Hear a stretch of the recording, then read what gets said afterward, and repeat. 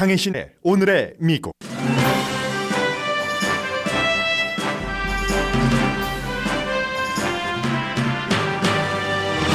플로리다주에 허리케인으로 도착해 열대성 폭풍으로 약해졌던 이언이 다시 허리케인 강도로 사우스캐롤라이나와 조지아주를 위협합니다. 플로리다주에서는 적어도 21명이 사망했습니다. 캘리포니아주를 포함한 서부 지역의 가솔린값 인상은 허리케인과는 관련이 없습니다. 곧 안정될 것으로 보입니다. 푸틴 러시아 대통령이 국제사회 반발에도 우크라이나 영토 일부가 러시아에 합병된다라고 밝히자 바이든 대통령은 러시아는 사기적인 시도에 책임져야 할 것이라고 밝혔습니다. 미국은 1,000명의 러시아인에 대해 추가 제재했습니다. 푸틴 대통령은 예비군 동원령에 대해서는 반발이 거세지자 실수였다고 인정했습니다. 그러나 자신이 아니라 아랫사람들의 잘못이라고 밝혔습니다. 카멜라 해리스 부통령이 한국 방문을 끝내고 몇 시간 만에 북한이 또 탄도미사일을 발사했습니다. 해리스 부통령이 비무장지대에서 남한을 가리키면서 북한이라고 말해서 어젯밤 미국에서는 코미디쇼 소재가 됐습니다. 공화당이 주도하는 6개 주에서 바이든 대통령의 학자금 융자 탕감 계획을 막기 위해 정부를 고소했습니다. 바이든 행정부는 새로운 가이드라인을 발표해 혜택 범위를 줄였으나 여전히 탕감 계획을 추진 중입니다. 캘리포니아주에서는 15명 이상의 고용인이 있는 고용주가 직원을 채용할 때 모든 직책에 대한 봉급 범위를 공개하는 법이 내년 1월 1일부터 시행됩니다. 캘리포니아주를 포함한 서부 지역 가솔린값 인상은 말씀드렸습니다. 트럼프 전 대통령의 뜻대로 기밀 서류 케이스에 대해 특별 감찰관을 임명한 연방 판사가 감찰관의 뜻과 반대되는 명령을 내렸습니다. 여러분 안녕하십니까? 오늘의 미국 강혜신입니다. 이제 쿠바에서 이언이 허리케인이 플로리다에 강도 4로 와서 이제 플로리다주에서는 사망자도 있었고 700명 이상이 구조가 됐고 아마 재산 피해는 엄청나게 나올 것으로 지금 예상들을 하고 있습니다. 그리고는 지금 뭔가 대피를 하러 떠나려는 사람들의 행렬이 길에 완전히 그 자동차로 꽉 차 있는 그런 모습도 보이는데 이 모습은 플로리다주라기보다는 지금 그 캐롤라이나주, 사우스캐롤라이나주로 노스가 아니라 사우스캐롤라이나주로 향하고 있기 때문에 당연히 사우스캐롤라이나주의 전체 그 해역에는 허리케인 경보가 내려졌습니다. 점점 이제 더 높은 곳으로 사람들이 대피를 하는 것이고 사업체 그 스토어에는 모래주머니를 쌓고 있고 어제 플로리다주의 경우는 한 250만 명 정도가 학교를 못 갔고 지금 다시 플로리다주를 말씀드리자면은 200만 명 정도가 아직도 정전입니다. 당연히 이제 그 플로리다주에 이어서 사우스캐롤라이나주로 그쪽으로 이제 허리케인이 다시 허리케인으로 돼서 아직까지는 한 강도 1인 것 같습니다. 그쪽으로 옮겨가자 바이든 대통령이 사우스캐롤라이나 그쪽 지역에도 비상사태를 선포했고 캐롤라이나는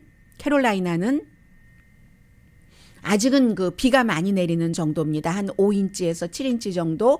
이게 이제 조지아주까지 연장이 돼서 현재는 조지아주에도 열대성 폭풍 경고가 내려져 있고 허리케인 주의보도 함께 그 발령이 됐습니다.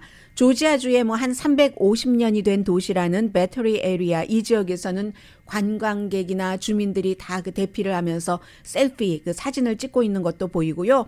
버지니아주의 경우는 아직은 북쪽이니까 예를 들어서 지금 허리케인이 플로리다주에서 가장 강했었고 여진 정도의 지진으로 치면은 그 정도의 여파는 버지니아주에도 지금 있습니다. 그래서 일부에는 많으면은 한 8인치의 비도 내렸다고 하고 플로리다주의 그 복구 작업은 지금 진행되고 있는데 바이든 대통령도 피마를 방문을 해서 이 역사상 플로리다주의 역사상 가장 그 힘들고 또 피해가 많이 나오는 허리케인일 수도 있다. 이제 이런 얘기까지 했습니다. 기후 변화에 대해서 어떻게 이 허리케인이 반응하는가는 어제 말씀드렸고요. 점점 더 파괴적으로 되고 있다. 허리케인이 됐건 폭풍이 됐건 이런 내용은 지금 변치 않는 겁니다. 그리고 이제 여기서 하나 알 수 있는 것이 론 디센티스 플로리다 주지사가 복구 작업이 시작됐기 때문에 지금까지는 바이든 대통령을 가장 많이 비난을 했지만 바이든 대통령이 가장 필요한 정치인 지금 얘기하라면은 플로리다주의 론 디센티스 주지사가 될 겁니다. 그런데 이 정치인들이 얼마나 이제 그 정치를 똑같은 정치인인데도 본인의 포지션에 따라서 입장이 바뀌는가 하는 것을 이 허리케인으로서 우리가 자연재해로도 받아들이지만 정치인의 속성도 알아볼 수 있는 점이기도 합니다. 2013년도에 론 디센티스 현재의 플로리다 주지사가 처음으로 연방 하원 의원을 했습니다. 거의 10년 전이죠. 9년 전에 연방 하원 의원을 할 때 그 당시에 이제 샌디라는 허리케인이 뉴욕을 막 강타하고 있었을 때 유일하게 플로리다주도 인구가 많으니까 연방 하원 의원 숫자가 많죠. 유일하게 플로리다주에서 샌디로 인한 피해자들을 그 연방 정부에서 지원하는 돈을 지원하는 그 같은 법안에 유일하게 플로리다주에서 반대를 한 연방 하원 의원이기도 합니다. 당시에 2013년도 연방 의원이었을 때 그때는 왜 반대를 했냐면 샌디 허리케인도 무척 그 피해를 많이 냈었던 강력한 역사상 기록되는 그런 그 허리케인이었었죠. 무책임하다. 돈 쓰는 데 있어서. 이건 말하자면 개인이 크레딧 카드를 지금 당장 돈 내지 않는다고 함부로 막 쓰는 그 크레딧 카드를 쓰는 나쁜 습성, 멘탈리티와 똑같다. 좀 피해자에게는 안 됐기는 했지만 지원금은 절대로 줘서는 안 된다고 유일하게 플로리다주에서 반대표를 던진 공화당 의원들 가운데서도요. 연방 하원 의원이었습니다. 그런데 이 사람이 이제 9년이 지나서 주지사가 됐습니다. 그리고 이제 40여일 남았나요? 재선을 치르게 됐는데 그러니까 어떻게 하면 연방 정부에서 이번 그 허리케인 이연의 그 피해 복구 작업을 위한 지원을 많이 받느냐 이걸 하기 위해서 굉장히 지금 언론 홍보를 많이 하고 있습니다. 터커 칼슨 쇼에 출연을 해서 이렇게 얘기를 하더군요. 지금 터커 칼슨 당신이 얘기한 것처럼 우리는 정말로 정치화된 시대에 산다 미국에서. 그런데 플로리다주에 이 같은 피해가 발생했을 때 내가 굉장히 그 여러 가지 이민이라든가 이런 데 있어서 보수적인 그 낙태도 마찬가지고 그 기치를 들고 나왔다 해서 연방 정부는 민주당인데 진보적인 그 민주당인 대통령이 보수적인 주지사가 있는 주다 해서 어떠한 그 지원금을 주는 것을 꺼려하면은 안 된다. 아무리 정치화된 시대에 살더라도 이렇게 얘기를 했거든요. 그리고 이제 대통령에게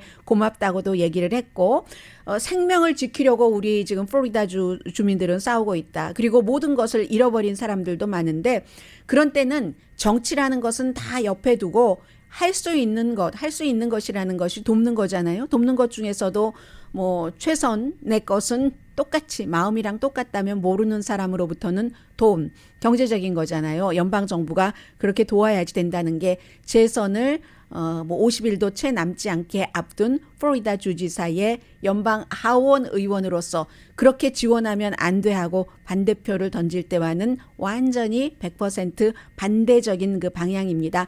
그만큼 같은 정치인이지만 그 포지션도 다르고 또 9년이라는 세월이 흘렀으니까 그럴 수도 있겠습니다만은 당시에는 이제 정치의 흐름을 보면은요. 그때 이제 그 샌디 그 허리케인 보도를 해드릴 때는 티파리에 속한 또 티파리가 찍어줬었던 공화당 정치인들이 다른 주에서 어떠한 그런 피해가 발생했을 때 연방 정부가 돈을 지원해서는 안 된다는 게 굉장히 강한 흐름이었습니다. 그때 이제 이 그 디센티스 연방 하원 의원도 그 입장이었고 지금은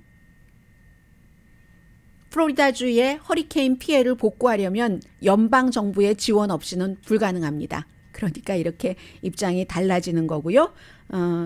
바이든 대통령은 도울 수 있는 한 연방 정부로서 최대한 다 돕겠다고 얘기를 했습니다. 이게 이제 미국 전국적으로는 오늘 공통적인 탑 뉴스입니다. 케이블 뉴스는 뭐 거의 지금 사우스캐롤라이나 쪽으로 이동하고 있는 허리케인 이안에 대해서 보도를 하고 있습니다. 그리고 또 하나는 방금 전에 이제 방금은 아니고 뭐 한 몇십 분 지났습니다. 바이든 행정부에서 뭐 재무부는 재무부대로 이런 여러 가지 러시아의 개인과 기업과 심지어는 중앙은행 총재에게까지 제재를 경제 제재죠. 한다는 것을 발표를 했는데 이 발표는 블라디미르 푸틴 러시아 대통령이 며칠 동안 우크라이나 지역에서 선거를 치렀고 그 선거에 따라서 그 네 군데 지역이 돈바스에서 두 군데 또 다른 두 군데에서 그 지역이 우리 러시아에 병합된다 하는 것을 공식적으로 발표를 했습니다. 그 발표에 대한 미국의 반응이 경제 제재입니다. 경제 제재된 인물은 러시아의 중앙은행 총재도 있지만 UN 안전보장이사회에 러시아 멤버들이 많겠죠. 그 멤버들의 가족도 다 푸틴의 뭐 주변 사람들이고 부자입니다. 그 사람들에 대해서도 경제 제재를 했고 바이든 대통령은 그건 합법이 아니다. 우리는 우크라이나를 존중하고 우크라이나가 영토를 찾는 노력을 하는 것을 최대한 지원할 것이다. 그러므로 다른 나라도 미국과 같이 하기를 원한다라고 했고 우크라이나는 나토 가입을 서두르고 있습니다. 이런 발표를 했는데 그러면 왜 이제 부분적으로 블라디미르 푸틴이 그럴 수도 있어. 과거에 우크라이나가 러시아 땅이었었잖아. 구소련 때 이렇게 생각을 하시는 한국 분들도 한인 분들도 계십니다. 그런 분들께 왜 미국과 서방 세계에서 이 러시아의 이번 투표에 의한 우크라이나의 네 군데 지역의 병합을 불법이라고 하는가? 국제사회가 인정하지 않는가 몇 가지 이유를 말씀드리겠습니다. 푸틴 대통령은 이제 우크라이나 땅의 15%가 러시아에 속한다. 물론 이제 10월 초에 러시아 의회에서 공식적으로 어떤 의식 같은 것은 있어야지 됩니다. 15%라고 얘기를 했는데 국제사회에서는 기본적으로 UN 헌장에 위배된다는 걸 지적을 합니다. UN 멤버는 UN 안전보장이사국 상임이사국이잖아요. 5개국 가운데 한 군데가 러시아인데 UN 헌장에는 UN 멤버가 무력으로 다른 나라의 영토를 침범해서 갔거나 다른 나라를 어떤 그 정치적으로 그 독립해 있는 그 나라를 빼앗지 못한다. 이런 그 헌장의 조항이 있습니다. 그게 이제 첫 번째고 UN 헌장. 두 번째는 이번에 투표를 할 때 총구로 사람들을 위협을 하면서 러시아 합병을 원한다. 러시아로에. 이걸 이제 그 강요를 했다는 거죠. 그리고 이제 대부분의 러시아를 지지하지 않는 주민들은 떠났죠. 그곳을 떠나서 뭐 집도 다 버리고 난민이 될 것을 각오하고 떠났기 때문에 투표를 한 사람, 남아있는 사람들도 있기는 있어요. 우크라이나 사람들이 굉장한 그 끈기와 그 민족성 같은 게 있어서 죽어도 나는 내 고향에서 죽을 거야 하면서 남아있었던 사람은 정말 누구 가족 가운데 누가 이렇게 뭐 취조실로 가서 뭐 고문을 당한다던가 투표장에도 이렇게 장총을 들고 러시아 군인들이 서 있었고 그러한 상태에서 투표통은 또 투명하고 다 보이더군요. 그 상태에서 총구를 겨누고 찍어라 하는데 어떻게 안 찍겠는가. 그것도 거의 주민들이 나갔기 때문에 뭐 원래 전쟁 전에 있었던 주민들의 숫자로 보면은 10분의 1 정도밖에 되지 않는다. 그리고 또 하나 최종적인 집계조차도 위조될 가능성이 있다. 위조됐을 가능성이 있다. 그러니까 부정투표라는 얘기예요. 바이든 대통령이 사기적인 투표라고 표현을 한 게 바로 그 얘기입니다. 이런 세 가지 이유에 의해서 이 러시아가 우크라이나를 병합했다는 것을 인정하지 않고 있습니다. 우크라이나에서 뭐 어제 뭐 민간인들 또 많이 사망을 했고요. 또 하나는 그러니까 우크라이나 전쟁에서 쓰기 위해서 지금 그 예비군 가운데서 예비군의 한 1% 정도에 해당하는 30만 명 군대에 복무한 전투 경험이 있는 예비군 가운데서 그 30만 명을 우크라이나에 보내기 위해서 징집하고 뭐 대우도 잘해주고 한다고 발표를 했죠. 며칠 전에 일주일 됐습니까? 안 됐습니까? 그런데 거기에 대해서 사람들이 돈이 중요하다고 생각하고 정말 목숨 바치면서 저기저기 가난한 곳에서 가는 사람도 있겠지만 대부분의 사람들은 그 전쟁터에 가고 싶지 않아 합니다. 더군다나 우크라이나에 가서 싸우고 있는 러시아 군인들이 러시아 쪽으로 전화를 걸어서 이거 지금 지는 전쟁이다. 명분 없는 전쟁을 왜 하는가. 이건 특수작전이 아니야. 우크라이나가 나치 국가가 아니야. 이렇게 얘기를 해주니까 어느 정도 이제 7개월이 넘는 기간 동안 러시아 사람들도 약간씩 이 전쟁에 대해서 알아가는 데다가 누구라도 가서 생명을 잃을 수 있는 것을 누가 좋아하겠습니까? 요즘 같은 때.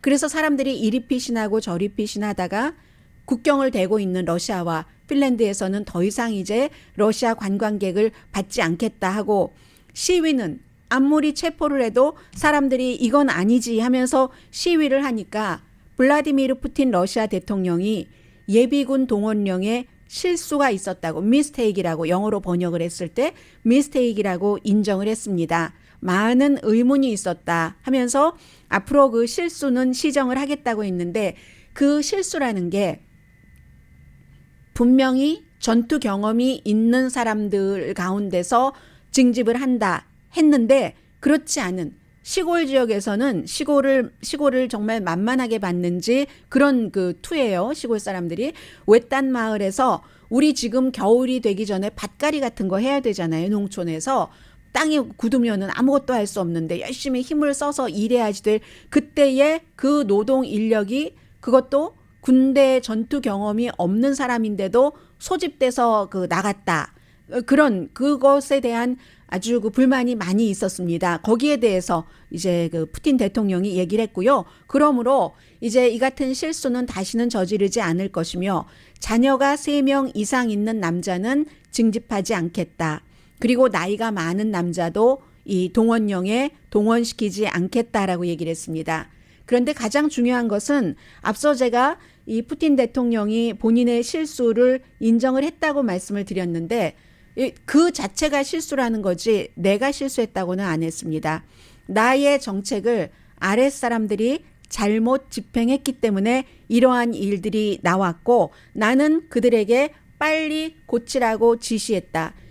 이게 독재자의 말입니다. 일종의 인종이면 인종, 사과는 하지 않았지만 블라디미르 푸틴이라는 독재자가 뭔가가 이 분위기 그런데 굉장히 잘 보는 거죠. 아, 이게 여기서 그 불만의 그 도수가 조금만 더 높아지면은 큰일 나겠구나. 나에게 나쁘겠구나 하면서 금방 알아차리면서 그 부분을 인정을 하는데 내 잘못이 아니다. 이건 이미 예상됐었던 일입니다. 왜냐하면 본인은 징집한다라고만 발표를 하고 구체적인 내용은 국방장관에게 30만 명 어떻게 하겠다 하라고 했으니까 잘못됐을 때 며칠 전에 여러분들께 말씀을 드렸었습니다. 잘못되면은 이건 책임을 다른 아랫사람에게 돌리기 위한 것으로 본다고 전문가들은 전부 그렇게 봤었는데 그 며칠 되지 않아서 푸틴의 이러한 본인 독재성과 여러 가지 또 권력을 갖기 위한 영민한 영악한 빠른 행보 같은 것을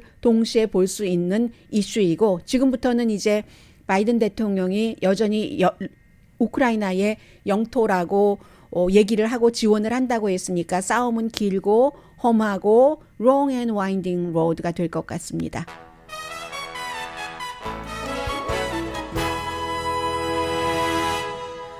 잠시 뒤에는 어떠한 행정부에서 정책을 마련할 때는 딱 마련을 했지만 그대로 거의 시행이 되죠. 그런데 여차해서 문제가 생겼다 할 때는 약간의 후퇴하면서 수정을 합니다. 수정을 하되 원래 기본적으로 설정해 놨던 것을 완전히 무효로 만들진 않죠. 미국에서 지금 그런 일이 있습니다. 잠시 뒤에 전해드립니다. 라디오 서울 방송 오늘의 미국 듣고 계십니다. 2가지 돈에 대해서 말씀드리려고 하는데요.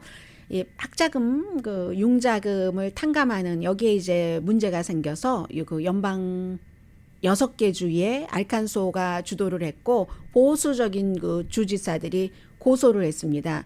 마찬가지로 플로리다의 론 디센티스 주지사가 연방 하원 의원이었을 때 이 허리케인 피해자들에게 왜 연방 정부가 돈을 주느냐, 이것과 이제 비슷한 그런 정서가 밑에는 깔려 있고 하는 건데 왜 고소를 했냐면은 6개 주를 말씀드리면 알칸소, 캔사스, 미주리, 아이오와, 캐롤라이나, 또 사우스캐롤라이나입니다. 지금 그 허리케인이 가고 있는 네브라스카 주에서 연방 정부를 고소를 했는데 연방 정부가 그렇게 돈을 함부로 그 탕감을 해줄 권한이 없다. 그리고 주 정부에 해가 된다고 주장을 했습니다. 이 고소할 때는 직접적으로 우리가 어떠한 해를 입는다는 것이 증명이 돼야지 되잖아요.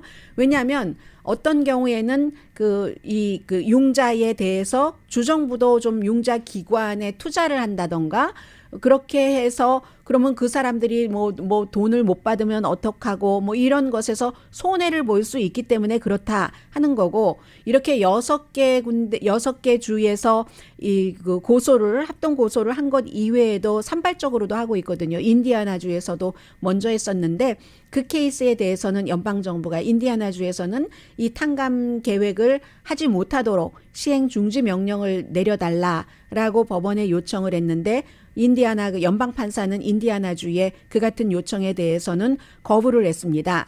그러니까 이게 어제는 연방 정부에서 탕감 범위를 조금 줄였습니다. 그러니까 이렇게 해야지만 법적으로 소송이 들어오고 있기 때문에 소송을 피해가면서 그 학자금 탕감을 가장 좀 넓게 많이 받게 하려면 뭔가를 조금 바꿔야지 된다는 건데 바꿨기 때문에 77만 명 정도는 혜택을 못 보게 된답니다. 전체적으로 4천만 명 정도가 지금 혜택을 보게 돼 있잖아요. 4천만 명 가운데서 77만 명이면 뭐 그렇게 많다고는 볼 수 없고요. 어떻게 바꿨냐면 기본은 똑같습니다. $10,000 그리고 펠그랜트까지 혜택을 받고 있었던 그 융자 대출자는 $20,000 물론 소득 제한이 있습니다.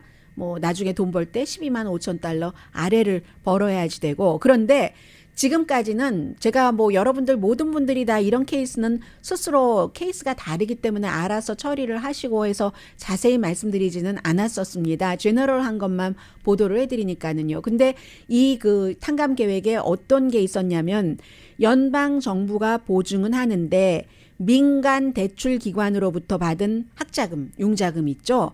이것도 그저 무슨 뭐 여러 가지가 있네요. Federal 뭐 Family Education 융자라는 것, Federal Perkins Loan이라는 것, 그리고 Health Education Assistance Loan Program이라는 것, 이런 곳에서 융자를 받으신 분들은 연방 정부가 이게 보증을 어차피 하기 때문에 자동적으로 그게 이제 그 혜택이 되게 이렇게 돼 있었는데 어제 이걸 고쳤습니다. 9월 29일 저는 오늘인가 내일인가 하고 봤더니 그게 어제였어요. 9월 29일까지 자동이 아니라 이쪽으로 옮긴다고 통합을 한다고 그 빌린 사람이 스스로 신청을 했었어야지 된답니다. 아마 그동안 웹사이트를 쭉 보시면서 그렇게 해야지 된다 하는 것을 따라서 하신 분이라면 괜찮은데 어제까지 연방정부가 보증은 하지만 뭐 한국말로 하자면 연방 가정교육 융자, 연방 퍼킨스 융자, 보건교육 융자 프로그램을 통해서 융자를 받으셨던 분들은 9월 29일 어제까지 이거를 이렇게 그 통합 연방정부 융자로 통합합니다. 이렇게 바꿔가겠습니다 하는 것을 스스로 신청을 했었어야지만 된답니다.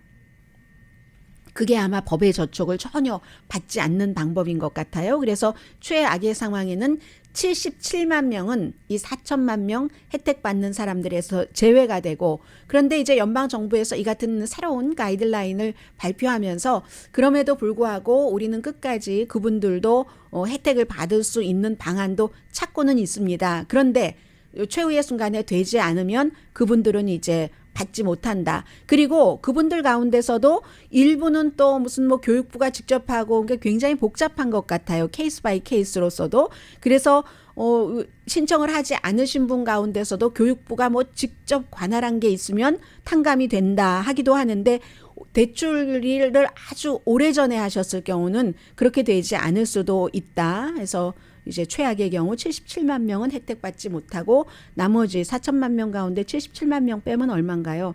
4,133 아니라 3,923만 명은 3,923만 명은 여전히 혜택받을 수 있다는 것 말씀드립니다. 그리고 이 내용을 전해드릴까요? 먼저 자동차? 아니요. 캘리포니아 돈부터 말씀드리죠. 캘리포니아주에서는 이제 내년 1월 1일부터 시행이 됩니다. 15명 이상의 고용인이 있는 업주가 직원을 새로 채용할 때는 모든 직책에 대해서 봉급이 대체적으로 얼만큼이다 하고 이제 그 기준 레인지를 이렇게 하고 그리고 이제 또 원할 때는 그걸 아주 구체적으로도 밝혀야지 된답니다. 100명 이상 되는 곳이라고 하면 직원이 그러면 인종별로 성별로 이 데이터를 쭉 만들어서 그 데이터에 대해서 이제 관계 당국이니까 노동부가 되겠죠. 이 노동국에 제출을 해야지 된답니다. 그럼 업주가 이것을 지키지 않으면 벌금을 낸답니다. 왜 이런 일들을 하는가 하면은 이제 주지사가 서명까지 전부 했습니다. 봉급의 투명성. 봉급의 투명성이라는 것은 경제적인 평등, 임금 평등을 얘기하잖아요. 성별, 인종, 이 인종이라고 하면은 당연히 유색 인종이고 유색 인종 가운데서도 이 봉급 차별이나 봉급 불평등에 있어서 제일 해를 많이 보는 사람은 유색 인종 여성입니다. 전가요, 그러면? 네. 그렇게 돼서 이런 것들, 이게 아주 오랜 동안 조직적으로 불평등이 있기 때문에 이걸 고쳐보겠다는 캘리포니아주의 법입니다. 그래서 이제 뭐 찬성하는 사람들은 뭐 아시안을 포함한 유색 인종과 여성에게 아주 가장 좋다라고 얘기를 하고 지금 연방노동부에 따르면요. 미국에서 똑같은 일을 하고 뭐 성과도 똑같고 한다고 할 때 대체적으로 남자가 1달러를 받을 때 여자가 82센트를 받습니다. 그럼 18%덜 받는 거잖아요. 유색 인종은 그게 더해서 조금 더 덜 받게 된다 하는 거고 2017년부터 2019년 사이에 센서스의 조사입니다. 흑인계 아프리칸 아메리칸은 미국 그 백인이 그 YC 1달러를 받을 때 이거는 뭐 남자 여자 차이보다 더하네요. 76센트 그러면 24%덜 받는다는 얘기입니다. 4분의 1을 덜 받는다는 얘기고 히스패닉계 미국인은 그죠? 유색 인종이 아닌 사람이 누구겠어요? 1달러를 받을 때 73센트 흑인보다 더 덜 받습니다. 이런 거는 이제 흑인들이 민권운동, 인권운동을 더 오래전부터 시작을 했고 이 땅에 히스패닉계와 비교할 수 없을 정도로 더 오래 살아왔기 때문에 그렇겠죠. 물론 히스패닉계 가운데서도 아프리칸 아메리칸보다 더 오래 산 사람들도 있어요. 뭐 텍사스, 캘리포니아 이거 멕시코에게 물어보면 어디 땅이라고 할까요? 그래서 이제 이러한 새로운 법 같은 것들이 만들어지고 시행되고 할 때는 대체적으로 캘리포니아주가 선두적인 주이기 때문에 아마 다른 주에서도 따라올 겁니다. 이런 말씀을 많이 드리는데 이번에 이 봉급에 대해서 투명성을 확보해야지 된다 하는 내년 1월 1일부터 시행될 이 법은 캘리포니아가 선두가 아닙니다. 이미 워싱턴주 무척 진보적이죠. 메릴랜드 그리고 뉴욕주가 아니라 뉴욕시티, 시, 오하이오에서는 톨레도하고 신시내티 이 두 군데만 해당이 됩니다. 콜로라도주, 네바다주는 뭐 여성 인력이 무척 많잖아요. 더 많을지도 모르겠네요. 숫자로 보면은 업종을 이렇게 생각해 볼 때 커네디컷주, 로드아일랜드주가 이미 캘리포니아주보다 훨씬 먼저 이러한 것들을 시행을 해왔습니다. 말씀을 드리고요. 그리고 시간이 있으니까 잠시 뒤에 한꺼번에 묶어서 다른 이슈들 전해드리겠습니다.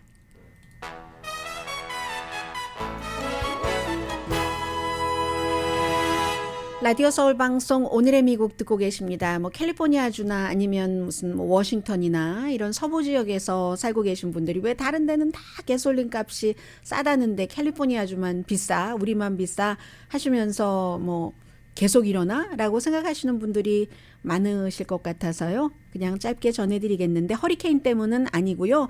지금 캘리포니아주, 워싱턴주, 오레곤주가 갤런당 캘리포니아주는 6달러가 넘었고 워싱턴과 오레곤도 갤런당 레귤러가 5달러가 넘거든요. 그러면 뉴욕 같은 경우는 지금 3달러대던데요. 지난주가 3달러 73센트에서 이번 주에는 3달러 63센트가 됐고 저쪽 동북부인 버지니아주도 갤런당 3달러 3센트 정도입니다. 그런데 캘리포니아는 뭐 거의 2배까지는 아니지만 지금 뭐 6달러가 넘었고 오리건주가 5달러 30센트, 워싱턴주가 뭐 5달러 17센트 정도 되는데 동부와 서부잖아요. 이렇게 될 때는 항상 그렇죠. 정유소 문제인 겁니다. 보수공사를 하기 때문에 그렇고요. 뭐 로스앤젤레스 인근 지역의 정유소에서도 마찬가지로 워싱턴주에서도 예정에 없었는데 좀 보수공사를 할 일이 생겨서 그렇게 되는데 아마 그 워싱턴주의 경우는 그쪽에 그 파이프라인이 올림픽 파이프라인이라는 곳이 빠르면은 이번 주에 보수공사가 끝난답니다. 보수공사 할 때는 이걸 잠가 놓기 때문에 생산을 할 수가 없어서 당연히 수요는 그대로거나 조금 많지는 않겠네요. 가을이니까. 수요는 그대로인데 공급이 모자라서 이렇게 일시적으로 뭐 몇 주일 됐죠? 한 2주일 정도 됐나요? 값이 올라갔었는데 이제 곧 괜찮아질 수도 있다 하는 거고, 물론 허리케인 때문에 멕시코만에서의 오일 생산도 중단된 거 사실입니다. 그렇지만 그 플로리다주는 뭐 오일 생산하는 아주 그 중요한 지역은 아니기 때문에 뭐 멕시코만이기는 하지만 중요한 지역은 아니고 전체적으로 구태여 따지자면 한 5% 정도 생산을 한답니다. 그래서 이 절대로 허리케인 때문에 그런 것은 아니고요. 이번에 그 이전에도 정유 문제, 물론 이제 이런 일이 있을 때 항상 거봐라 뭐 무슨 뭐 캘리포니아주 비난하고, 특히 캘리포니아주는 가솔린 세금이 아주 비싸잖아요. 친환경 정책을 하기 때문에. 케빈 맥카티, 캘리포니아주가 지역구인 공화당의 하원 원내대표도 또 게빈 뉴섬 주지사를 비난을 했습니다. 가솔린 값이 이렇게 올라가니까 이거 완전히 그 캘리포니아주는 오일 생산에 대해서, 오일 생산이나 여러 가지 그 업계에 대해서 너무너무 그 야박하게 굴어. 그러니까 계속 이렇게 값이 올라가잖아 하는데, 문제는 기본적으로 이 정유시설의 보수공사, 계절적으로도 그런 게 있잖아요. 지금 계절도 그렇고 거기다가 플러스 예상하지 않은 그런 그 연장되는 것들도 워싱턴주에는 있어서 그렇습니다. 항상 이때쯤 되면 캘리포니아주는 매년 이렇게 조금 이런 형태로 오르기는 한다는 건 말씀드리고요. 이것은 이제 그 정치인들, 그리고 이 이슈가 얼마나 커졌나 하는 것을 말씀을 드리는 건데, 워싱턴주의 연방 상원 의원이 한국 분들이 지금 그렇게 아주 신경 쓰고 있고 미국을 미워하고 있는, 분노하고 있는 현대와 기아, 전기 자동차에 대해서 뭐 살 때, 소비자가 살 때 세금 공제 혜택, 조지아주에서 $7,500였는데 그거 이제 이번에 그 인플레이션 삭감법에 따라서 혜택을 못 받게 됐다고 비난을 많이 하고, 카밀라 해리스 부통령이 갔을 때도 그랬고, 윤석열 대통령이 유엔에서 그 짧게 바이든 대통령을 만날 때도 그 얘기 했느냐 안 했느냐 말이 많았었잖아요. 거기에 대해서 선거철이죠. 선거철이고 이분은 초선 의원입니다. 라파엘 워녹 의원이 바로 마틴 루터 킹 주니어 목사가 심우했었던 그곳에서 오랜 동안 담임 목사로 이제 섬겼던 그런 분이 처음으로 당선이 돼서 지금 이제 재선을 치르는 거예요. 거기에 뭐 유명한 허셜 워커라는 사람이 딱 그 붙어서, 현재로서는 오늘 아침에 제가 보니까 민주당의 현 의원이 오래되진 않았지만 5% 정도 앞서가기는 하는데, 그러니까 이 법안을 가지고 나온 겁니다.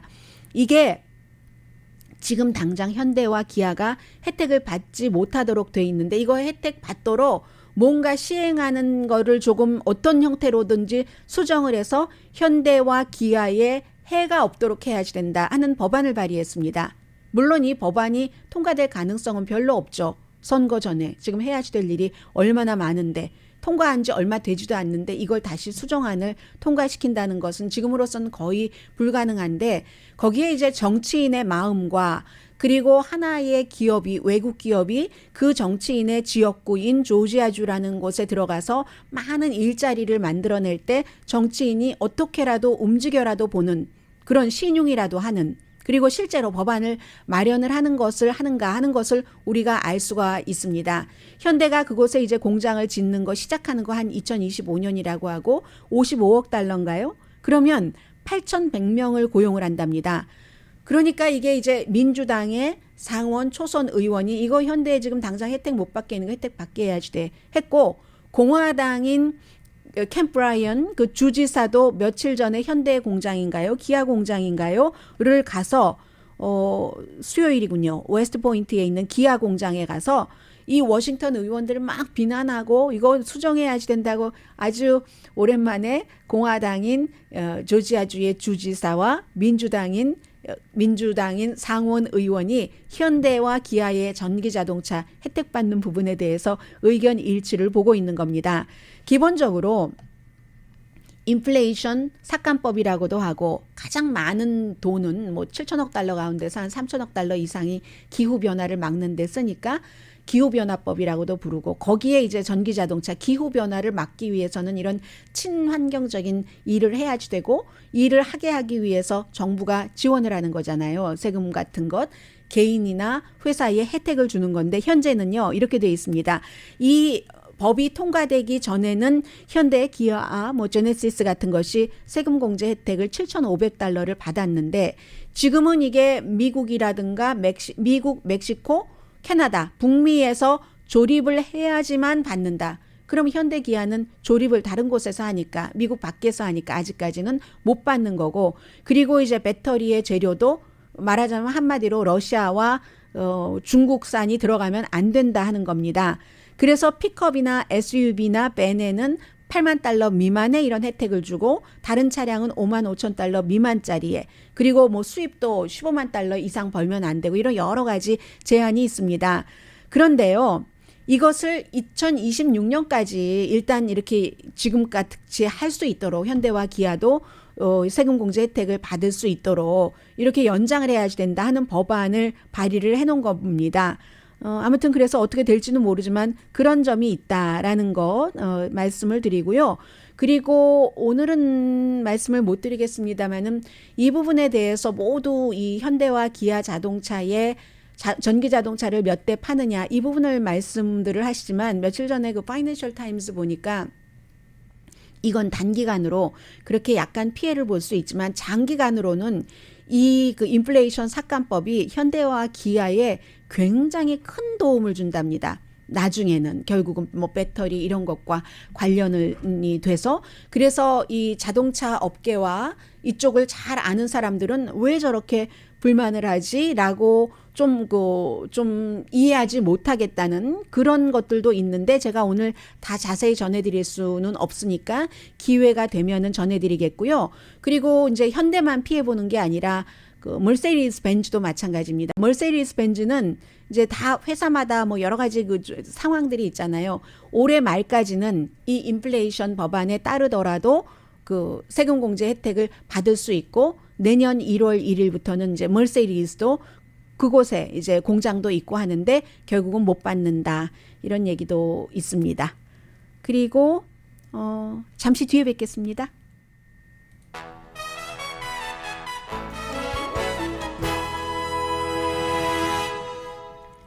라디오 서울 방송 오늘의 미국 듣고 계십니다. 네. 이 내용 안 전해드렸죠. 지금 일요일에 북한이 단거리 미사일 발사했고 두 발은 또 수요일에 그 단거리 탄도미사일 발사했고 그리고는 이제 어제 두 발 해서 모두 5발을 발사를 했습니다. 가만히 보면은 카멜라 해리스 부통령이 떠나고 나서 조금 있다가 이제 그 발사를 한 게 됐고 비무장지대도 방문을 했고 그리고 바이든 대통령은 비무장지대를 부통령이었을 때 갔었습니다. 그런데 바이든 대통령이 5월 달에 한국과 일본을 방문했을 때는 그 전후로 해서 이제 그 북한이 그 미사일 발사를 했고 그때는 이제 대륙간 탄도미사일 비슷한 뭐 그런 것에 그래서 이제 그 바이든 대통령은 비무장지대는 그 당시에 가지 않았었는데 어제 이제 북한이 이렇게 미사일을 발사했다 하는 것을 보도를 하면서 저녁이 되면은 이제 미국에서 그 뭐 시사 코미디 쇼를 많이 하잖아요. 그 중에서도 가장 유명한 데일리 쇼 지금 그 데일리 쇼의 호스트가 7년 동안 하다가 원래 그 남아프리카 공화국 사람인데 여기 와서 존 스튜어트 자리를 2015년도에 받았잖아요. 잘하다가 이제 또 다른 곳으로 가겠다고 그만둔다고 했는데 어제 그것도 빅뉴스였지만 코리안 아메리칸인 저로서는 거기에 이제 이제 그 라니 챙이라고 말레이시아계인데요. 이 그 시사 그 코미디 쇼니까 나와서 얘기를 하잖아요. 카멜라 해리스 부통령이 비무장지대에 가서 계속 강조한 게 그거잖아요. 미국과 한국의 이 동맹을 강화하고 북한의 도발적인 행위를 비난하고 하는 건데 한국과 미국의 그 동맹을 강조를 하면서 카멜라 해리스 부통령이 한국을 남한이 아니라 북한이라고 얘기를 했었거든요. 우선 잠시 들어보시고요. With the wrong Korea. So the United States shares a very important relationship, which is an alliance with the Republic of North Korea. 노스 코리아라고 얘기를 하잖아요. 그랬더니 이제 코미디 쇼에서 It is 진행자 an alliance that is strong and enduring. 사람들이 웃죠. 와우, 노스와 사우스 구분 못해? North Korea is South Korea. So I guess all Asian countries look the same to you? 아시아는 다 똑같은 나라라고요? Vice President? What's next? You're gonna mix me up with Simu Liu? Huh? 네, 나하고 시밀루를 그럼 다음에는 비유를 할 거예요 하면서 뭐 이 사람도 이제 그 이 쇼의 참여자니까 시밀루는 그 유명한 배우 있잖아요. 에이시안이면 다 똑같이 할 거야?